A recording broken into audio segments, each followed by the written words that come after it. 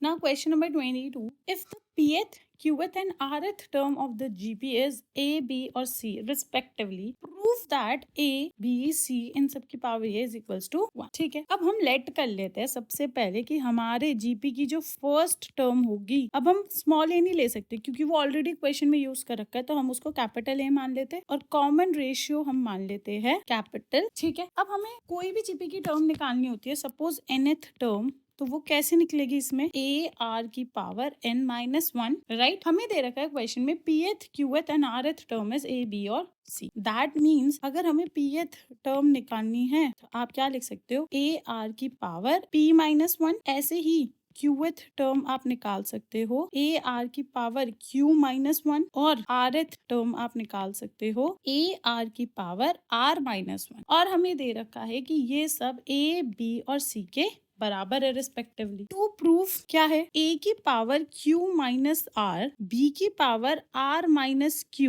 और c की power p minus q is equals to 1. Now हम प्रूफ करते हैं तो हम LHS से स्टार्ट करते हैं. अब हमें a की वैल्यू हमें पता है ये है, तो हम ये सेम लिख लेते हैं a r की पावर p माइनस 1. अब इसकी पावर हमें कितनी दे रखी है, q माइनस आर, तो आप यहाँ पे लिख सकते हो q माइनस आर. यही तो होगा. Getting my point. अब आप b की जगह क्या पुट कर सकते हो, a r की पावर q माइनस 1 और ये पावर होगी r माइनस q और c की हमने वैल्यू निकाली है a r की पावर r माइनस 1 और ये जो क्वेश्चन में p माइनस q दे रखा है वो हम एज इट इज ही रख लेंगे. Got it. अब आप क्या करोगे, a की पावर अलग लिखोगे, जैसे a और r की पावर p माइनस 1, इन दोनों की पावर q माइनस r है, तो आप अलग अलग कर दोगे तो a की पावर q माइनस r और r की पावर जिसकी p माइनस 1 ऑलरेडी थी उसकी भी पावर q माइनस r होगी. Got it. ऐसे ही a की पावर यहाँ पर क्या होगी, r माइनस p और r की पावर जिसकी ऑलरेडी q माइनस 1 थी उसकी पावर r माइनस p हो गई है. Got it. ऐसे ही a की पावर p माइनस q होगी और r की पावर जिसकी r माइनस 1 है उसकी पावर p माइनस q होगी. अब आपने पढ़ा हुआ है कि जब बेस सेम होती है तो पावर ऐड हो जाती है, तो a की जितनी भी पावर है उनको ऐड कर दो, q minus r plus r minus p plus p minus q और ऐसे ही r की भी कर दो, p minus 1 q minus r plus q minus 1 r minus p plus r minus 1 p minus q. Right. अब अगर आप देख सकते हो तो यहाँ पर plus q minus q cut गया है, minus r plus r cut गया है और p माइनस p कट गया, तो आपके पास बचेगा a की पावर 0.